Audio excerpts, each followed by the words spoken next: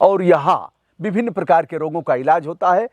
मरीज भी आते हैं और लोग स्वस्थ होने के लिए भी आते हैं। हमारे पास में लाइफस्टाइल डिजीज के रोगी बहुत आते हैं शहरों से, जिसमें मुख्यतः आ गई बीपी, शुगर, मोटापा और पेट संबंधी सारी समस्याएं। तो बीपी हो ही न जी, न लो हो न हाई हो, तो इसके लिए क्या करते हैं आप? आयुर्वेद ये कहता है कि सब रोगों की एक ही दवाई है। क्या है? मिट्टी, पानी, प्रकाश और हवा। जहां जहां मल है, यानी जहां जहां गंदगी जमा है, वहां वहां रोग आएगा। तो हम यहाँ पे व्यक्ति की एक सर्विस करते हैं। कहने का मतलब है कि जो भी प्राकृतिक चिकित्सा की थेरेपियां हैं, उनके माध्यम से व्यक्ति की सर्विस करते हैं। निरोधारा करना, मालिश करना, यानी स्नेहन करना, स्वेदन करना, बहुत सारी ऐसी प्रक्रियाएं जो होती हैं वो सारी करवाई जाती हैं। भोजन में ले रहे हैं जहर, जहरीली सब्जियां, जहरीली रोटी, जहरीली चावल और जहरीला अन्न खान पान।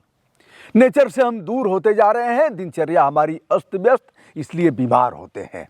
हम जहाँ हैं एक ऐसा स्थान है जहाँ देख रहे हैं इस झोपड़े में रुकना हुआ था, और यह है डॉक्टर तरुण चौधरी, जिन्होंने पढ़ाई किया है और बरसों बरसों बिताया है। यह डिग्री शुदा डॉक्टर हैं और प्रैक्टिकल भी किया है। देश विदेश से यहाँ लोग आते हैं।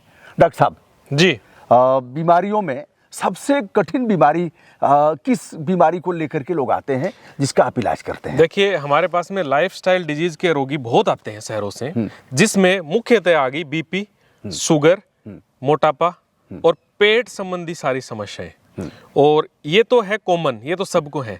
ये जब डिस्टर्ब होती हैं तो नींद डिस्टर्ब हो जाती है। तो इन पांचों प्रॉब्लम को लेके सबसे ज्यादा लोग हमारे पास में आते हैं। हाँ, अच्छा, बीपी तो एक ऐसा है कि जैसे बढ़ जाए घट जाए तो दोनों तरफ से, हाँ, आदमी खट से अगर केयर न किया जाए तो बिल्कुल। बीपी हो ही न जी, न लो हो न हाई हो, तो इसके लिए क्या करते हैं आप? देखिए, हम यहाँ, मैंने जैसा कि बताया आपको कि हम यहाँ व्यक्ति को एक अच्छा मार्गदर्शन और एक अच्छा एक ट्रैक देते हैं। उस ट्रैक में आयुर्वेद ये कहता है कि सब रोगों की एक ही दवाई है। क्या है? मिट्टी, पानी, प्रकाश और हवा। साथ में जहाँ जहाँ मल है, यानी जहाँ जहाँ गंदगी जमा है, वहाँ वहाँ रोग आएगा। तो हम यहाँ पे व्यक्ति की एक सर्विस करते हैं। कहने का मतलब है कि जो भी प्राकृतिक चिकित्सा की थेरेपियां हैं, उनके माध्यम से व्यक्ति की सर्विस करते हैं तो गंदगी दूर होती है। गंदगी दूर होती है तो एक शरीर में अपने आप प्रोसेस पाई जाती है हीलिंग की, क्योंकि अपने माहौल देंगे शरीर हील होगा।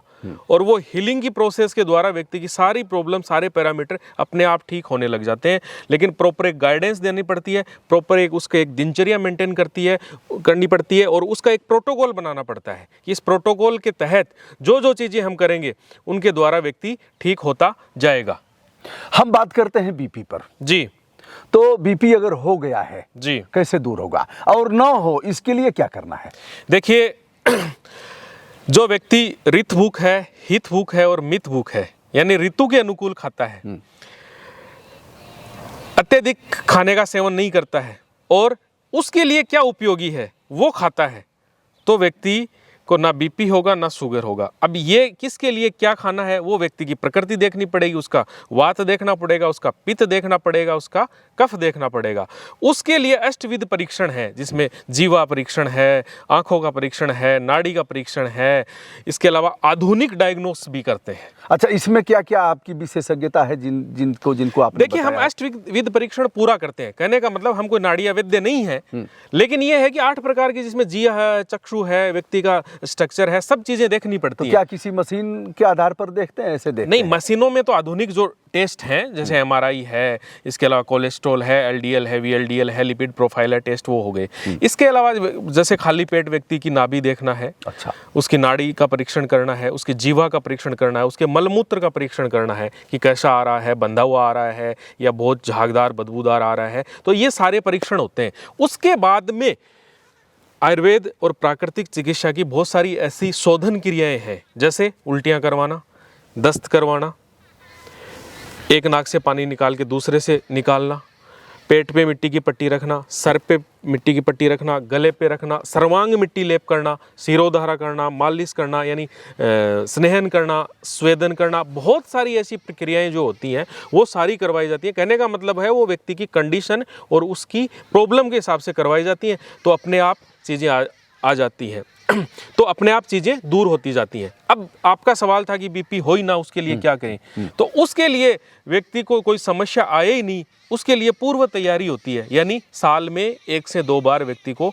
अपना शोधन जरूर करवाना चाहिए, जो कि हमारे पहले एक हिस्सा था। बीच में कुछ चीज़ें ऐसी आई कि वो लुप्त हो गई चीज़ें, और अब धीरे धीरे व्यक्ति ट्रैक पे आ रहा है। तो ज़रूरी नहीं है बीमार होके ही आया जाए, बिना बीमारी के भी आदमी को इन चीज़ों में आया जाए यदि आयु बढ़ानी है तो। आयुर्वेद कोई चमत्कारिक या कोई जादू छड़ी वाला खेल नहीं है, ये एक बहुत गहरा विज्ञान है, ये एक जीवन शैली है, और उस जीवन शैली को हम अपनाएंगे तो बड़ी बीमारियां कभी भी हमारे नज़दीक नहीं आएंगी। और उस जीवन शैली को अपनाने के लिए व्यक्ति को एक अनुशासन में ढलना पड़ेगा, और अनुशासन जो व्यक्ति फॉलो करता है तो जीवन में मुझे नहीं लगता अनुशासित व्यक्ति को कोई समस्या आती हो। डॉक्टर तरुण जी, एक सवाल मेरे मन में उमड़ घुमड़ रहा है, क्या बीमार लोग ही यहाँ आते हैं? नहीं, ऐसा नहीं है। अक्सर तो यही होता है ना कि जब बीमारी बढ़ गई साहब कहाँ जाए, कहाँ इलाज कराएं, चलिए आयुर्वेद की तरफ बढ़ते हैं, नेचुरोपैथी की तरफ बढ़ते हैं तो आपका सेंटर दिखेगा जी। लेकिन क्या यह चीज़ें हो ही ना इसके पहले ही हम सचेत हो जाएं? ऐसे कितने प्रतिशत लोग आते हैं? ऐसे अब धीरे धीरे आंकड़ा बढ़ रहा है, पहले तो बहुत कम था, लेकिन धीरे धीरे 10 से 20% लोग ऐसे हैं। 80% लोग तो भारत में अभी भी इलनेस पे ही आते हैं, यानी बीमार होने के बाद ही आते हैं। यानी आग लगने के बाद में कुआं खोदने से कोई फायदा नहीं होता है, टाइम बहुत ज़ाया होता है। उससे पहले इन चीज़ों में आए तो आग कभी लगेगी नहीं। अब मैं आपको बताता हूँ कैसे इन चीज़ों में पहले आया जा सकता है। इस मशीनी युग में इंसान कंपनियों का टारगेट करते करते खुद टारगेट हो जाता है।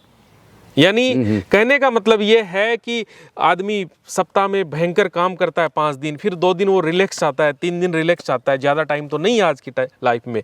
तो उस 3 दिन में व्यक्ति कहीं होटल में कैद होगा, एक शहर से निकल के दूसरे शहर से। उससे अच्छा ये है ना कि कोई पंचतत्व की जगह ऐसे इन्वायरमेंट, ऐसे नेचुरल इन्वायरमेंट में जाया जाए जहाँ उसको स्वास्थ्य लाभ भी मिले और उसको एक रिलैक्स हो, मानसिक रूप से बड़ा रिलैक्स मिले उसको। तो उसके लिए हम चीज़ें सिरोधारा, ये सारी चीज़ें यहाँ पे करते हैं। मिट्टी के बीज मिलेगा तो उसको अच्छा खाना देते हैं, तो वो एक नई एनर्जी के साथ में आदमी काम करेगा। ऐसे ही कहने का मतलब है कि किसी को 7 दिन का टाइम है वो 7 दिन आता है, 5 दिन का टाइम है वो 5 दिन आता है। तो अपने आप को आदमी को नेचर से जोड़ना चाहिए। कोर्स कितने कितने दिन का है आपका? देखो, मिनिमम एक प्रक्रिया अपन ने 7 डेज की बना रखी है। हाँ। लेकिन आजकल लोगों को टाइम नहीं है, तो 3 days, 7 days, 10 days, 2 week, 3 week, जिसको जैसा टाइम है उसी के हिसाब से हमने बना रखी है। तो दोस्तों, ये स्थान है राजस्थान में, झुंझुनू जिला है, मंडावा तहसील है। और जब भी खाटू श्याम जी, मतलब भगवान श्री कृष्ण ने जिसे आशीर्वाद दिया कि आपके दर्शन करने से मनोकामना पूर्ण होगी जी, और भगवान योगेश्वर भगवान के रूप में ही उन्हें पूजा जाता है, तो उस खाटू श्याम के दर्शन के उपरांत या फिर यहाँ से जाकर के दर्शन कर सकते हैं। 1-1.5 घंटे की दूरी है। बिल्कुल, 1-1.25 घंटे की दूरी है। धन्यवाद जी, थैंक यू।